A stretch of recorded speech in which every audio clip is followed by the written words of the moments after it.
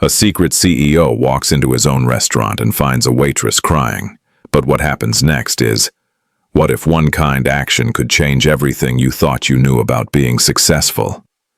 David Harrison had built his restaurant business from nothing, starting with just one small restaurant 40 years ago. Now at 62 years old, he owned 17 fancy restaurants in 3 different states. But tonight, something felt different as he walked through the rain toward his main restaurant in downtown Chicago. He wasn't wearing his normal fancy suit or driving his expensive car. Instead, he looked like any other customer trying to get out of the storm. His gray hair was wet, and his old jacket told a story of normal, everyday problems. What he was about to find inside would shock him deeply and remind him why he'd first loved the restaurant business. Sometimes the biggest lessons come from places you don't expect, and tonight would be one of those nights that changes everything. Where are you watching from tonight? David pushed through the glass doors of Harrison's Prime, the restaurant that had started his path to success. The cozy lighting and soft sound of people talking welcomed him, but something felt wrong. The normal energy seemed stressed, like a guitar string pulled too tight. He'd decided on this surprise visit after getting some worrying customer complaints about poor service, and he wanted to see things from a customer's view for once. The hostess barely looked up from her phone as she grabbed a menu. "Just one?" she asked with all the excitement of someone reading a shopping list. David nodded, noticing how she seemed more interested in her text messages than in making him feel welcome. She led him to a small table near the kitchen doors, the kind of spot usually saved for customers they didn't think would tip well. As he sat down in his chair, David watched the dinner rush happen around him. Servers moved between tables with practiced skill, but their smiles seemed fake and robotic. The laughter from the dining room felt empty, like actors playing their parts without feeling the happiness of the show.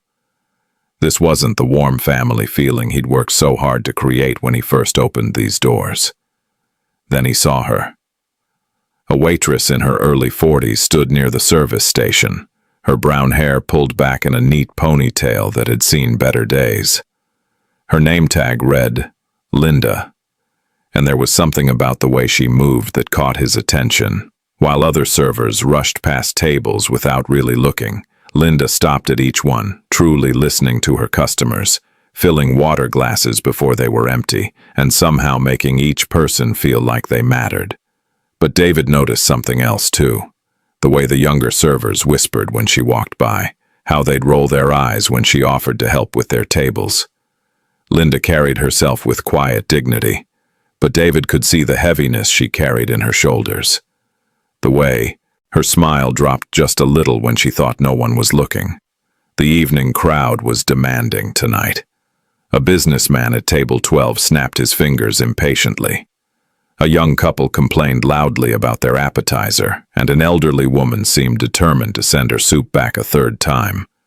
Through it all, Linda moved with grace, handling each situation with patience that seemed to come from somewhere deep inside her. David ordered a simple chicken dinner, nothing fancy. He wanted to watch, not draw attention to himself. As he waited, he watched Linda handle 6 tables with the kind of skill that only comes from years of experience. She remembered that the man at table 8 liked his coffee black, that the woman at table 4 was celebrating her anniversary, and that the teenager at table 6 was nervous about paying for his first real date. But then David saw something that made his chest feel tight. Linda had just finished serving a really difficult table when she stepped into the small hidden spot between the kitchen and the dining room. For just a moment, when she thought no one could see her, her calmness broke. Her hands shook as she wiped her eyes, and David realized with a shock that this hard-working employee was quietly crying. David's food arrived, brought by a different server who barely noticed him. His attention stayed on Linda, who had quickly pulled herself together and returned to her tables with that same gentle smile. But now he could see what he'd missed before. The slight shaking in her hands, the way she took deep breaths between orders, the careful way she counted her tips, as if every dollar really mattered. As the evening went on, David began to piece together Linda's story through careful watching.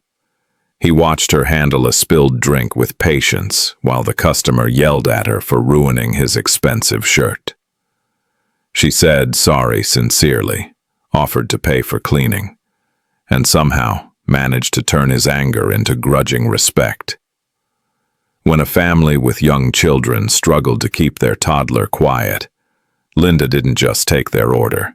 She brought crayons from behind the counter and spent a few extra moments making funny faces that had the little boy giggling with delight. "Excuse me, miss," David called softly when Linda passed his table.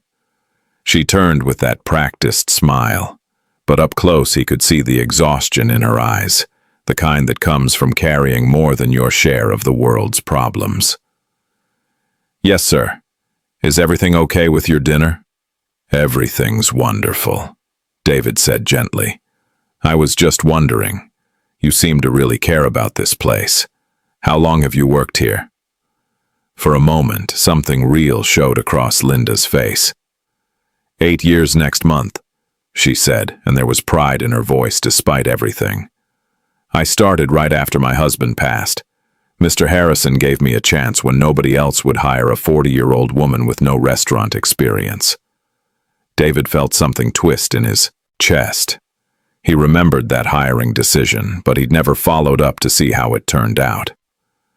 "That must have been difficult starting over." Linda's smile became more real. "It was scary," she admitted. "But this job, it saved us. My daughter was only 10 then, and I needed something stable.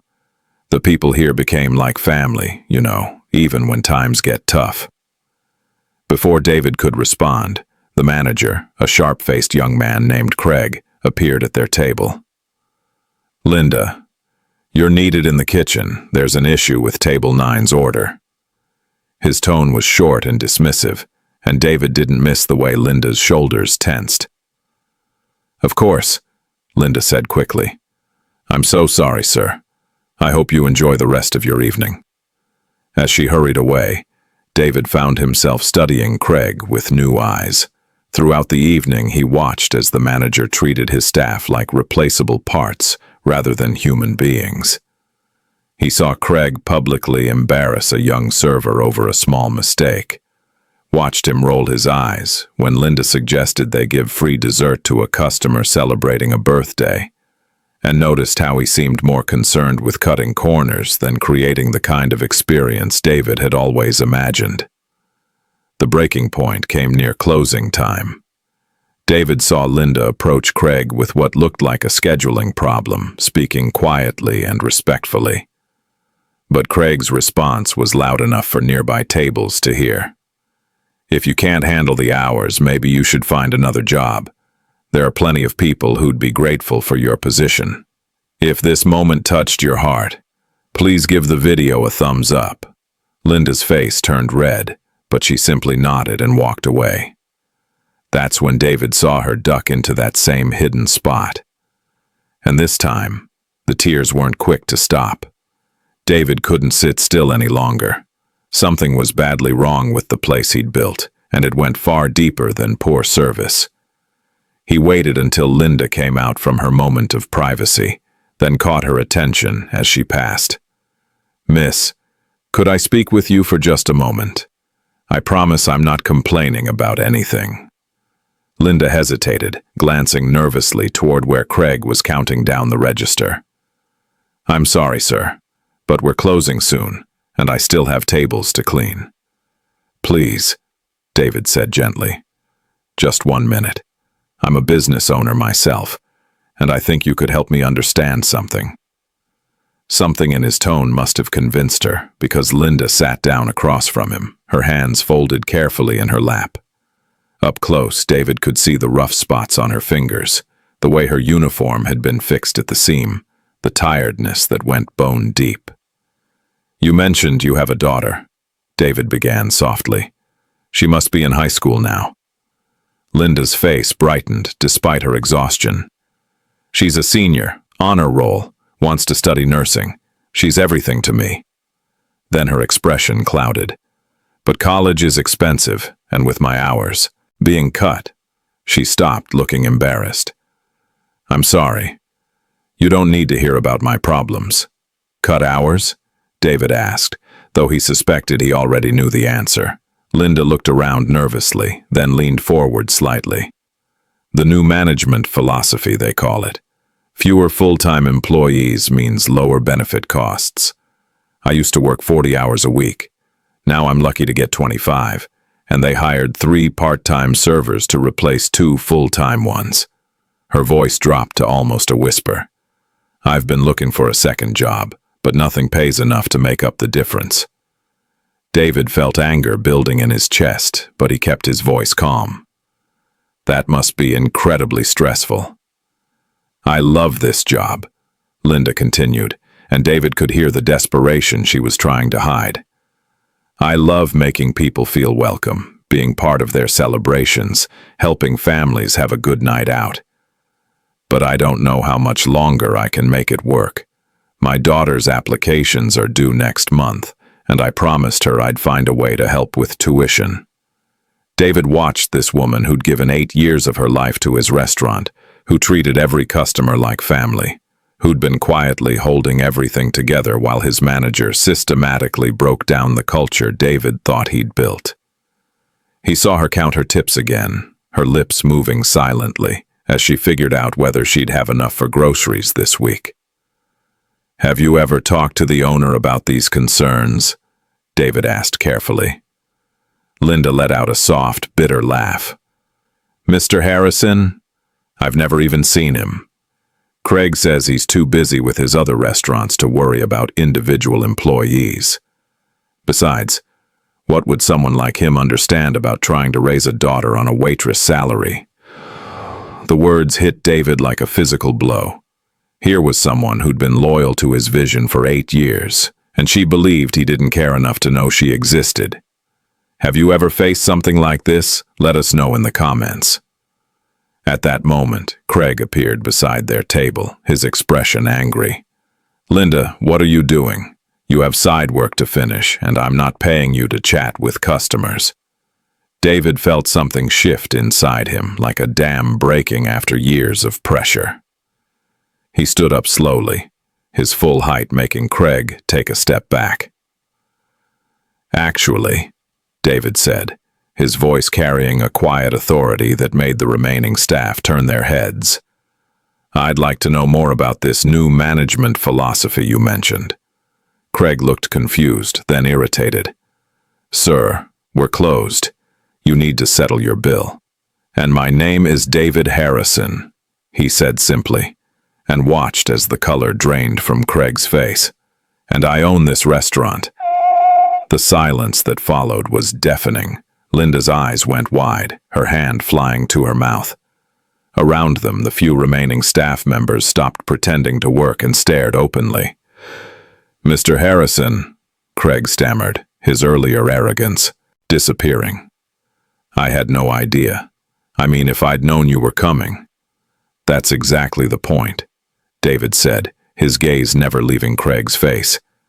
You had no idea I was here. So I got to see how you really run my restaurant, how you treat the people who are the heart of this business. He turned to Linda, whose face had gone pale. 8 years ago, I hired a woman who needed a fresh start. I remember now. You came in wearing your best dress, nervous but determined, and you told me you'd work harder than anyone if I just gave you a chance. Linda nodded wordlessly, tears beginning to flow again. I kept that promise to work hard, she whispered, every single day. I know you did, David said gently, and I failed to keep my promise to you. I promised you'd be part of a family here, that you'd be valued and respected. Instead, I got so busy building an empire that I forgot why I started this in the first place. He faced Craig again, whose face had now shifted from pale to red. Cutting hours to avoid benefits, treating loyal employees like throwaway resources, creating an atmosphere where someone like Linda, who represents everything good about hospitality, feels invisible and undervalued. Sir, the quarterly reports show increased efficiency, Craig began. The quarterly reports don't show Linda staying late to comfort a customer who just lost their spouse. David interrupted. They don't show her using her own money to buy crayons for children, or remembering that Mrs. Peterson likes extra whipped cream on her pie because it reminds her of her late husband's favorite dessert. David pulled out his phone and made a call. Patricia, it's David. I need you to process a termination effective immediately and prepare a management transition plan for Harrison's Prime. He glanced at Craig. You can clear out your office tonight. Then he sat back down across from Linda, who was staring at him in shock.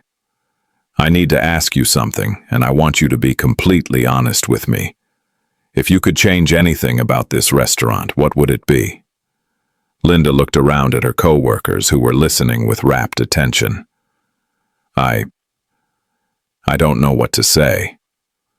Start with what made you love working here in the beginning, David encouraged. What's changed?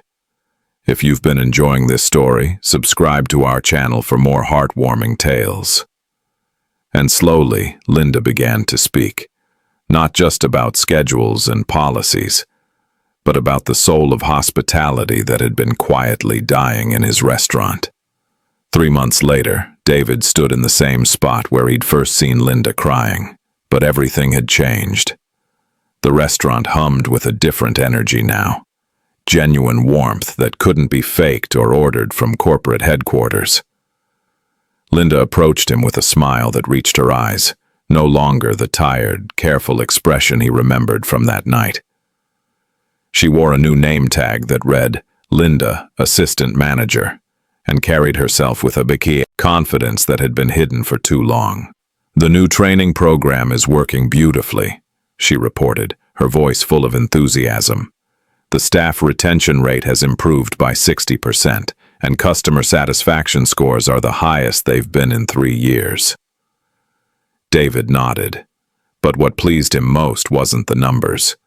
It was seeing Linda's daughter, Jessica, working part-time as a hostess, greeting customers with the same genuine warmth her mother had always shown. The girl was saving money for nursing school, but more importantly, she was learning the value of treating every person who walked through those doors with dignity and respect. Tell me about the scholarship program, David said, though he already knew the details by heart. Linda's face lit up. We've already helped 5 employees' children with tuition assistance, and the community response has been incredible. When people see that you genuinely care about your workers' families, they want to support the business. She paused, then added more quietly, I never thought I'd be able to help other families the way you helped mine, but now Jessica's full scholarship means I can pay it forward. David smiled, remembering the day he'd called the nursing school personally to establish the Employee Family Scholarship Fund.